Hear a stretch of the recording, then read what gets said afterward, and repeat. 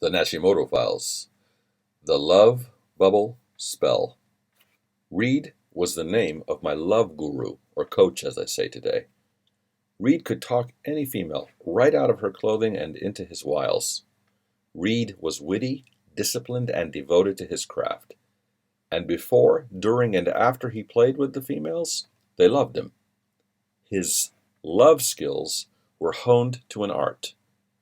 Reed and I resided in a dimensional constriction, which appears in your Earth avatar thought constellations as a binary star system. We occupied pre- and post-dim states, which essentially means our constellation was as partners within the one. To us, love is not a verb, but a permanent state. So becoming a love guru meant love as a verb. The earthing plane, as it is known to us, is basically a loosely strung series of dimensional light constrictions. Although fully involuted earthing avatars call themselves human beings, our beingness itself is not human in any way, shape, or form. Anyway, long story short, we live among the self-described human beings, disguised in plain sight, living our free. But what the human beings call free, they would rename as costly if they could see as we do. And through our true, we embody and share the light of the one. As human beings engage the light, which is essentially information, they begin to let go of their former separation paradigms, enabling enchanting dimensional shifting into their experience. There is, for example, only one relationship in what is. But human beings seem to have many relationships and of seemingly varying degrees and types in all sorts of organizations and arrangements. Trust and acceptance are always conditional in each one. The earthing plane is all about the expressions of imprisoned identity and imprisoning thought constellations. For ease and clarity of dialogue, let's just rename human beings as prisoners.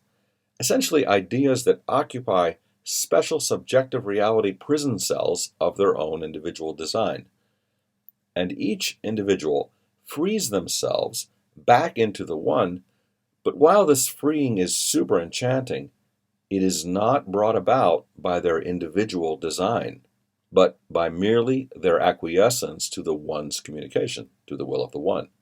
Well, while in the earthing plane, we play in relationship. All of us, of the one, find this idea alien because it is. Before finalizing the design of his prison cell escape plan, and after realizing that I'd never become a pickup artist, my not so terribly attractive but very witty and wise and devoted love coach said to me, "Okay, you're a technical and very creative guy, and you're honest. Females love that stuff, buddy. So let's do this. Instead of trying to learn how to be me, a pickup artist, let's use your nature, your natural technical and creative abilities to design the scene of your desires with a female or females as you wish. Then do nothing and let it all go.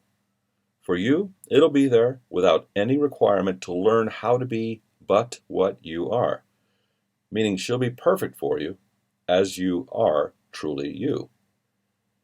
I answered, "Okay, I'll trust you and this idea. So what do I do?"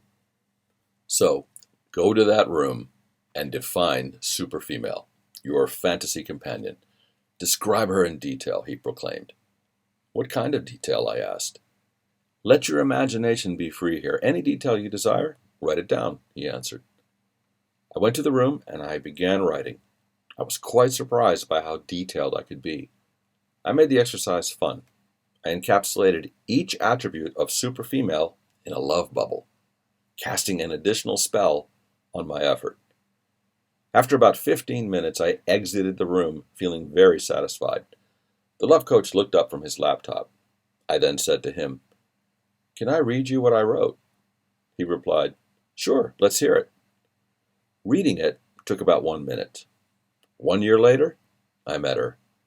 2 years later, I realized that the love bubble spell really worked. 7 years later, I realized that the love bubble spell yielded more than I ever dreamed. 13 years later, Super Female and I seem to still be in the longest orgasm of our life. I would have said lives, but we aren't two anymore. Oh yeah, we're both still enlivening our earthing plane avatars, meaning we're both alive as humans understand that concept. We're just one mind now, not two. 14 years later, I'm teaching online classes on, you probably guessed it, the love bubble spell. Okay, I'll tell you what the love bubble spell is. See you in class.